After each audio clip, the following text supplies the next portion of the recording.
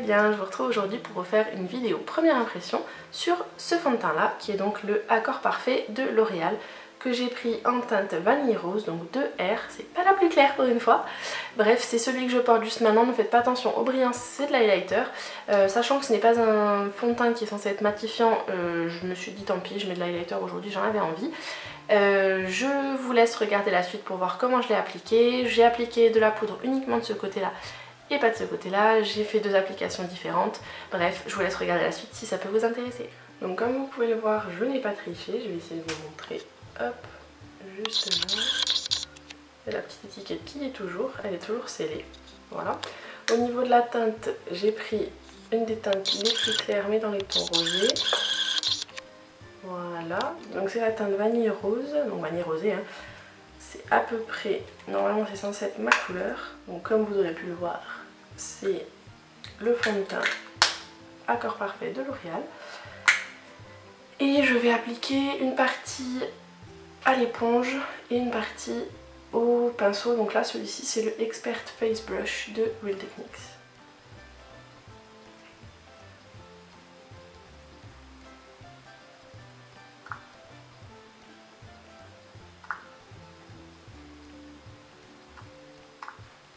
Donc comme vous aurez pu le voir, j'ai pas mal de petites choses à cacher car je suis dans la mauvaise période du mois, n'est-ce pas? Donc forcément plein de petites saletés à camoufler. Donc à voir. Je vais faire cette partie là au pinceau et cette partie là à l'éponge.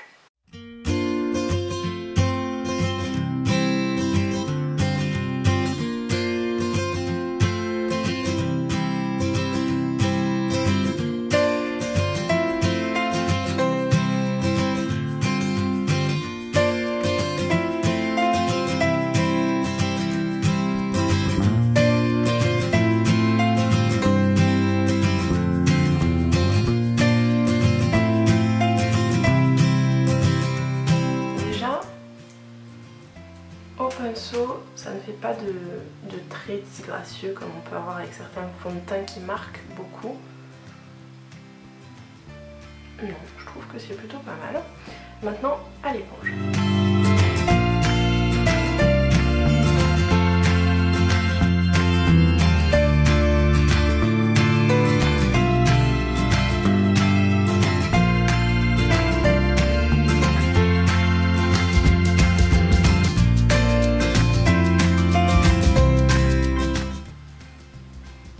Alors on a une couvrance beaucoup plus légère à l'éponge, c'est pas non plus un truc méga flagrant. Je crois que celui-ci je préfère pour le moment l'appliquer au pinceau, donc je vais en réappliquer un tout petit peu parce qu'il y a des endroits où c'est pas assez camouflé à mon sens. Déjà un tout petit peu là.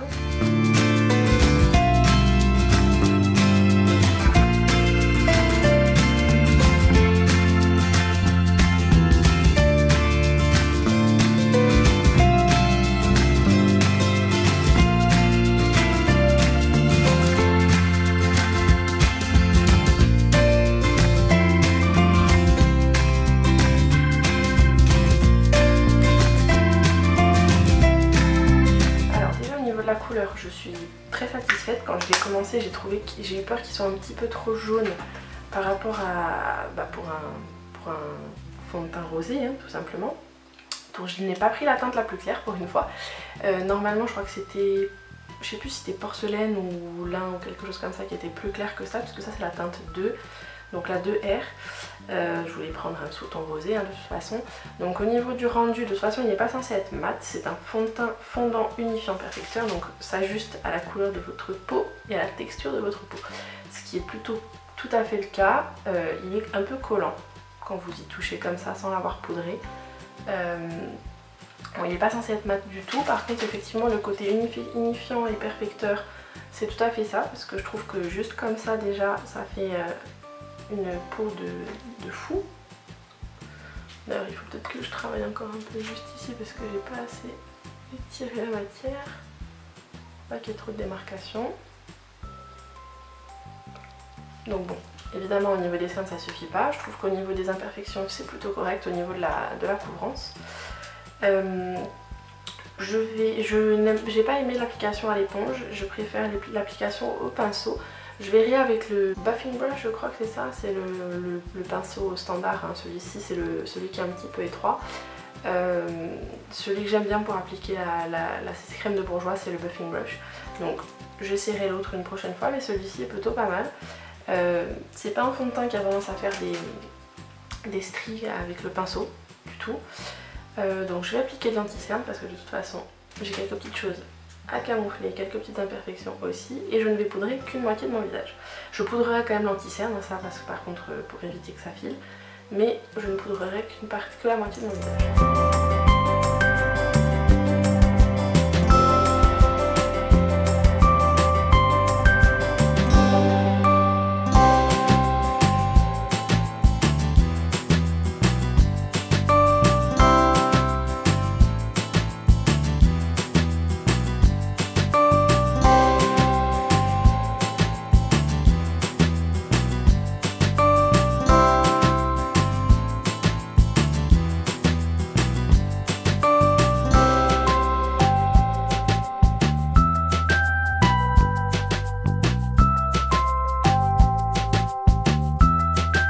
Je vais au moins poudrer mon anti-cerne et je ne poudrerai que cette partie du visage.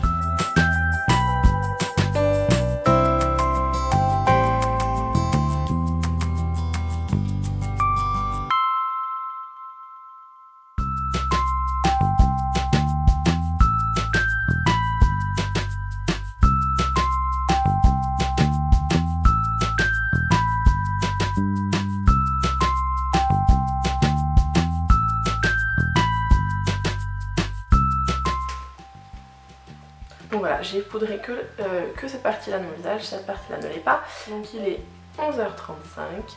Voilà pour le moment où je viens de l'appliquer. Et évidemment, une fois que quand je me serai maquillée et tout ça, déjà je reviendrai vous donner mes premières impressions juste après l'application. Et je vous retrouverai évidemment comme à chaque vidéo comme ça, au moins 2 fois dans la journée.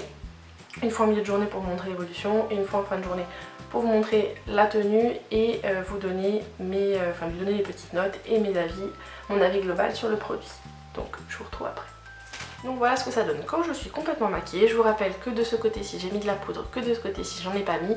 À savoir également que j'ai quand même entre guillemets un peu de poudre puisque j'ai du bronzer, j'ai fait mon contouring, j'ai mon blush et j'ai un peu d'highlighter, donc avec tout ça, ça va quand même fixer un peu, mais effectivement le rendu n'est pas exactement le même des deux côtés, je vous montrerai de plus près. J'ai mis de l'highlighter puisque c'est pas un fond de teint qui est censé être matifiant, donc je me suis dit tant qu'à faire, j'en avais envie d'en mettre, donc j'en mets. Je vous montrerai au fil de la journée comment évolue le fond de teint, mais en tout cas pour le moment à chaud, juste après l'avoir appliqué, je trouve qu'il fait complètement imperceptible sur la peau. Je trouve même qu'il est un petit peu moins épais que le Studio Fix Fluid de MAC. À savoir qu'il est commercialisé à 15,50 € si je ne me trompe pas sur le site de L'Oréal. Je crois que je l'ai vu moins cher en grande surface, mais les teintes sont quand même un peu moins faciles à trouver. Voilà, au niveau de l'oxydation, ça fait déjà quelques minutes que je l'ai pendant que je me maquillais. J'ai pas l'impression qu'il ait beaucoup bougé ou qu'il est spécialement oxydé sur ma peau, donc ça c'est plutôt un bon point. Je vous donnerai mes avis au fil de la journée. Je vais juste vous montrer d'un petit peu plus près ce que ça donne. Donc là, c'est le côté où j'ai poudré.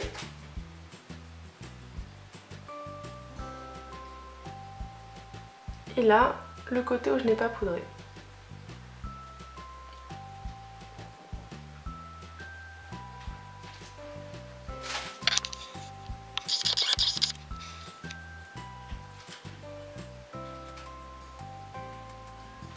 Donc je vous retrouve d'ici quelques heures pour vous donner mon avis et pour vous montrer l'évolution du fond. Donc me revoici, il est donc 16h51. Donc je suis pas sortie, je suis restée à la maison. Il fait plutôt assez chaud puisqu'il fait 25 degrés 8. Je suis pas sortie dehors ni rien, les portes les vitres de la maison sont ouvertes, tout ça. Donc il fait quand même assez chaud, j'ai pas beaucoup bougé, j'ai pas fait de sport ni rien. Donc Là ce que j'ai comme résultat, c'est on va dire après une journée normale sans avoir vraiment eu besoin de bouger, par exemple en après-midi au bureau ou quoi que ce soit. Je sais très bien qu'avec la chaleur qu'il fait, en plus je suis quelqu'un qui malheureusement transpire assez facilement, donc j'ai le maquillage qui peut filer un petit peu plus vite, mais en tout cas sur une journée on va dire un peu basique comme une après-midi au travail, ça aurait fait ce genre de résultat. Donc j'ai parlé, j'ai mangé, voilà, au niveau des mouvements du visage c'est habituel. Donc que vous dire, déjà je vois vraiment une grosse différence entre le côté où j'ai poudré et le côté où je ne l'ai pas poudré. Donc certes je porte de l'highlighter, mais je vais vous montrer d'un peu plus près. En fait sur le nez je brille un peu de ce côté là, mais c'est rien comparé à cette partie là du nez où il y a les pores apparents à cet endroit là qui est vraiment très, très brillant. Sur le menton, bon bah c'est une brillance on va dire encore à peu près normale. Sur le milieu du front aussi, j'ai un petit peu d'highlighter ici, j'ai un petit peu d'highlighter là, donc voilà. Mais au niveau du reste, même sur les coins du nez, le fond de teint n'a pas filé, n'a pas bougé, il n'a pas oxydé.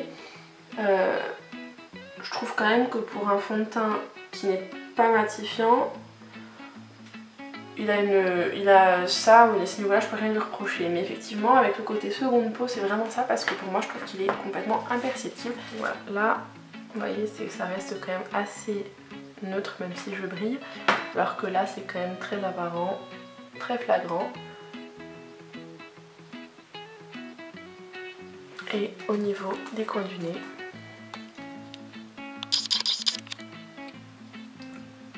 ça n'a pas plus bougé que ça. Au niveau du front, je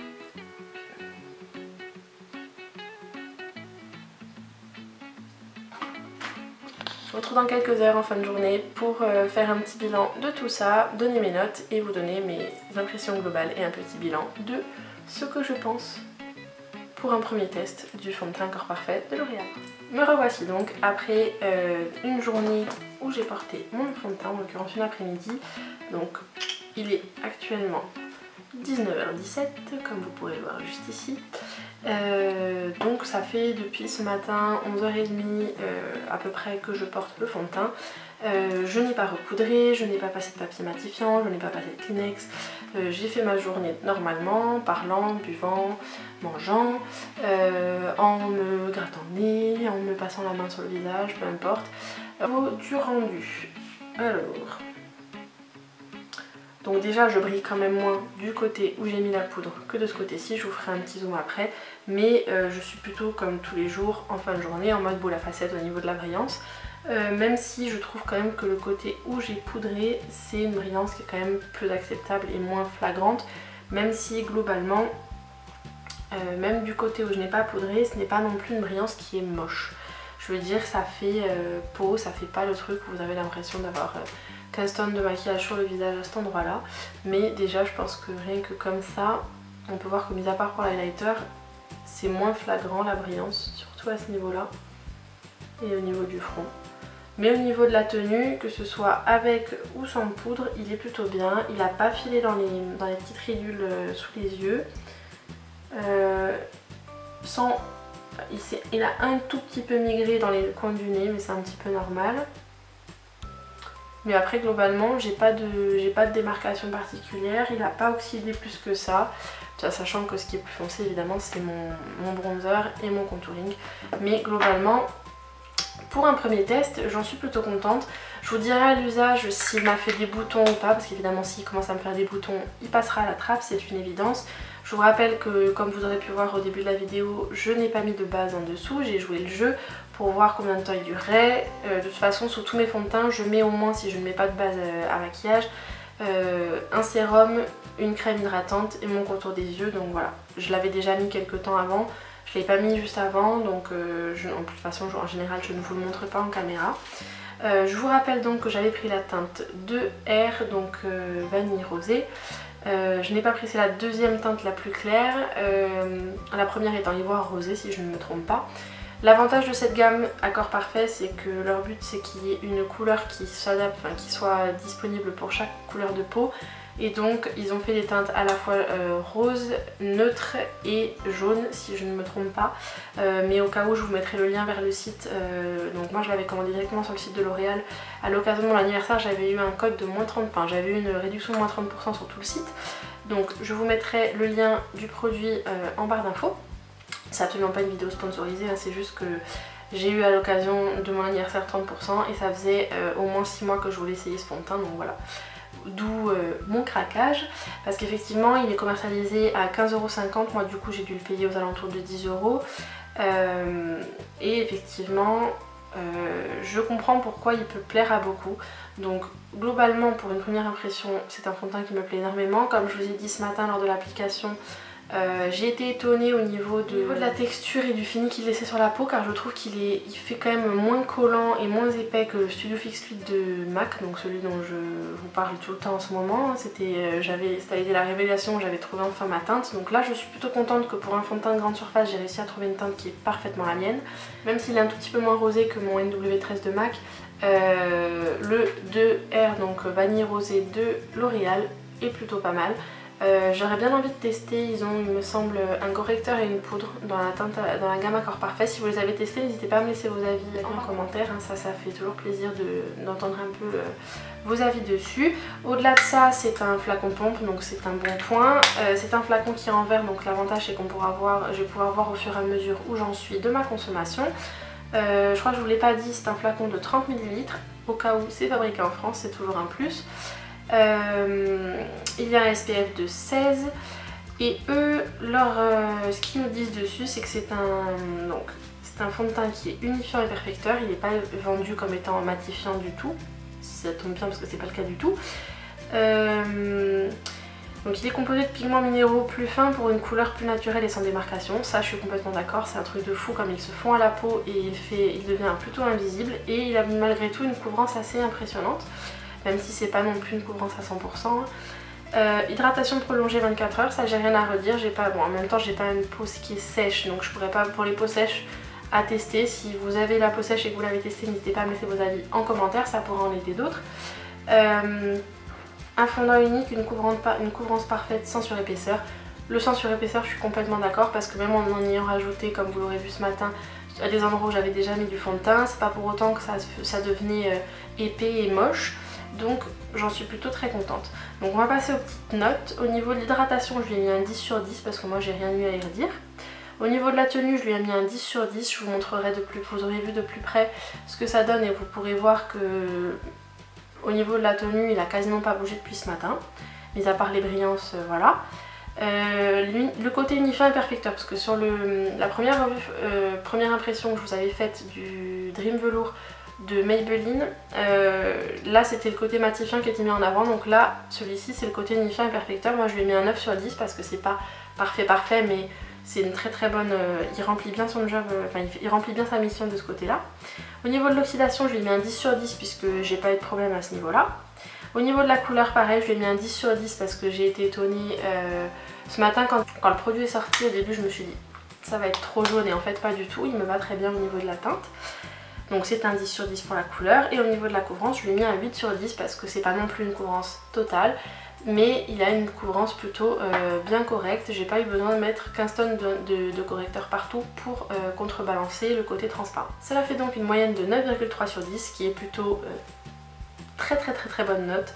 Je tenais quand même à préciser qu'il y a des silicones dans la composition, donc pour ceux et celles qui essayent d'éviter ça, c'est pas le genre de fond de teint que je vous recommanderais du coup. Si vous en avez un petit peu rien à faire, il est vraiment super. Donc certes c'est pas très logique ce que je vous dis ça, étant donné que je vous avais parlé de la base Hangover de Too Faced que j'avais pris justement parce qu'elle est sans silicone, et vous me direz mais alors dans ce cas là où est l'intérêt de te prendre un fond de teint avec des silicones? Ils sont quasiment tous malheureusement avec des silicones, j'ai du mal à en trouver sans silicone, mais effectivement je sais que la base, en tout cas celle de Smashbox est très bien, mais moi et celle de MAC également est pas mal, mais ce que je n'aime pas en fait c'est cet effet, ou The Professional de Benefit, ce que je n'aime pas c'est un peu cet effet voilà caoutchouc sur le visage, alors que dans les fonds de teint ça ne me fait pas cet effet là, alors que les bases oui. Donc voilà, au niveau de ma première impression sur ce fond de teint, C'est plutôt un gros top. Je précise également, je vous le rappelle, le prix il est vendu à 15,50 €, en tout cas c'est le prix de vente sur le site. C'est un flacon de 30 ml et il y a 16 teintes de disponibles, donc moi je vous conseille d'aller regarder un peu plus près sur le site pour voir ce que ça peut rendre.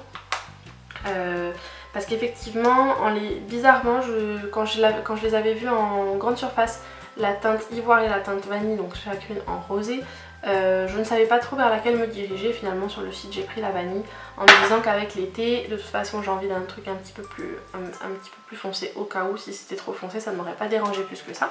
Ma vidéo première impression est terminée, j'espère qu'elle vous a plu. Si c'est le cas je vous invite à la liker et à vous abonner en cliquant juste ici ou sous ma tête comme d'habitude pour ne manquer aucune de mes prochaines vidéos. Merci d'être de plus en plus nombreux à me suivre, ça me fait extrêmement plaisir. N'oubliez pas également de me suivre sur les réseaux sociaux, tous les liens seront listés en barre d'infos, Facebook, Snapchat, Twitter, Pinterest et Instagram, tout est listé juste en bas. Si vous posez des questions sur le maquillage que je porte, sur mes bijoux ou sur mon vernis, c'est pareil, vous avez de la lecture en barre d'infos. N'oubliez pas d'aller faire un petit tour sur le blog, il sera listé dans les fiches et également sous la vidéo en barre d'infos. Puisqu'il y a ma wishlist du mois de juin qui est en ligne, n'oubliez pas de me laisser un petit commentaire pour me dire quels sont les produits qui sont sur votre wishlist. J'adore que vous partagiez ça avec moi. Et comme d'habitude, jusqu'à une prochaine vidéo, je vous fais plein de gros bisous, prenez soin de vous et à très vite. Ciao ciao.